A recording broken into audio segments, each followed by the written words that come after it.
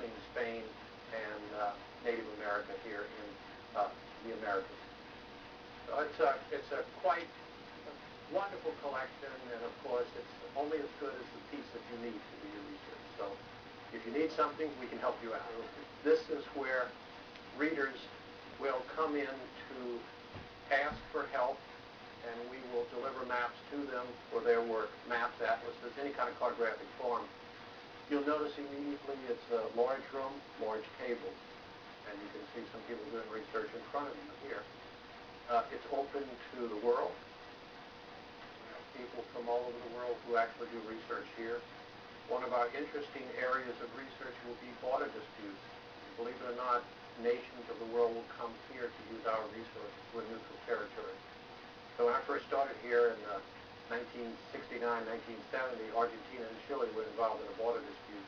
We had the Chilean representatives on one side of the reading room and Argentines on the other side looking through maps to determine their boundary dispute. That dispute was finally settled not by the World Court, the Pope. So it was rather interesting. Our game plan is to acquire the maps that determine the district cartography. We're also very concerned about what are the needs of Congress. At any moment in time, it could be any place in the world that they need coverage for, including the United States, obviously, but throughout the world. We need to have coverage to supply their particular demands for information. We're also serving as a national map collection. There's no other one like us here in the United States. In fact, this is the largest map collection in the world. We don't only collect U.S. government-produced maps, but state-produced maps, commercially produced maps, foreign mapping of all kinds.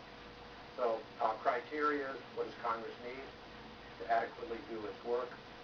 In anticipation of that need, then we collect rather comprehensively.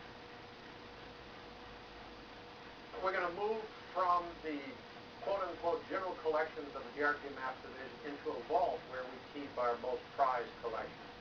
Vincent's book, Cartographia, was based on the collections here, primarily the Geography and Map Division, and through the research of a lot of staff members from the Geography and Map Division who worked Vincent through the project. As you can see, it's a very limited number of people who can actually go into the vault, and it's based on need. Let me see this, just up here for a second. What is this? Well, this is a wonderful collection of materials. In the 19th and 20th century, Congress issued studies and reports on various projects of the United States government. It was called the serial set.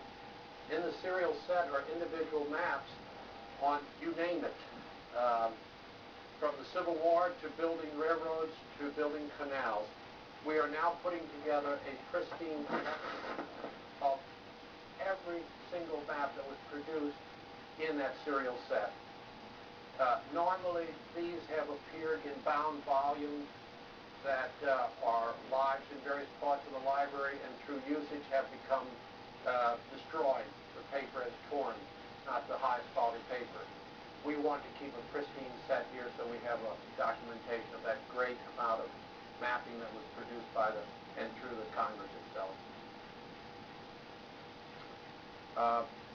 Issues such as Panama Canal, you keep going on. It's soil mapping in the United States. Anyway, it's over 100,000 sheets of materials that we have alone of this particular material. As you walk and turn around, you'll see what is the vault collection. By the way, here, John Hessler, you have a second over here just so we get a little airtime on something that's not Vincent, but you might want to talk about this particular piece. John was responsible. This is John Hessler, who's a specialist here in the division.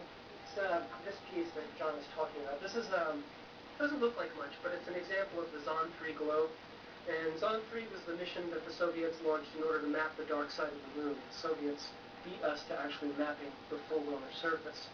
And this particular globe, you can see it's in Russian, was given to us by a man whose name is Fred Doyle, and he was very much responsible for the photogrammetry and the cameras that initially mapped the moon with the lunar orbiter. But this, as far as we can tell, is one of 2 or 3 copies of this very unspectacular looking globe, but it is extremely rare. Okay. I'm going to walk you up to Mr. Vincent Verga, who is the star of the show. He is the writer of Cartographia, the person thinking behind it. So, Vincent? Well, first of all, I want to apologize for this cap. I have a terrible problem for us that my eyes go wonky. I can barely see. And the other thing is, I want everyone to understand that the sense of wonder that you get when you walk into this place it's never ending. Because I've been here now 11 years, and every time I come in here, the privilege of coming in here is still one of the great experiences.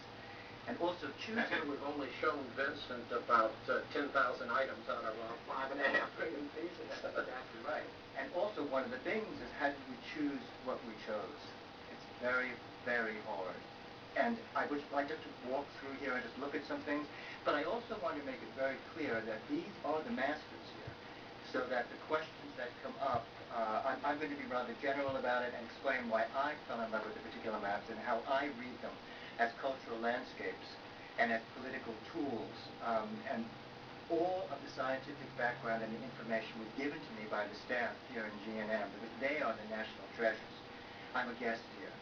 As we begin this story about a selection of materials that were incorporated in the Cartographia, I just want to let you and everyone here know that it's a privilege to be in this vault. This is restricted to Geography and Map Division staff, and only people who are brought in with the staff are allowed to look at the material here. We normally serve materials out in the reading room in a rarities enclosure area, but this is a behind-the-scenes privilege to be in here. You're in a immense treasure trove of materials, not the least of which is worth about $10 million, and it's called the 1507 World Map of all Seabar. I'm never in here alone. Let's see that, please. Always one of the staff who comes in with me, who can answer questions, who can suggest things.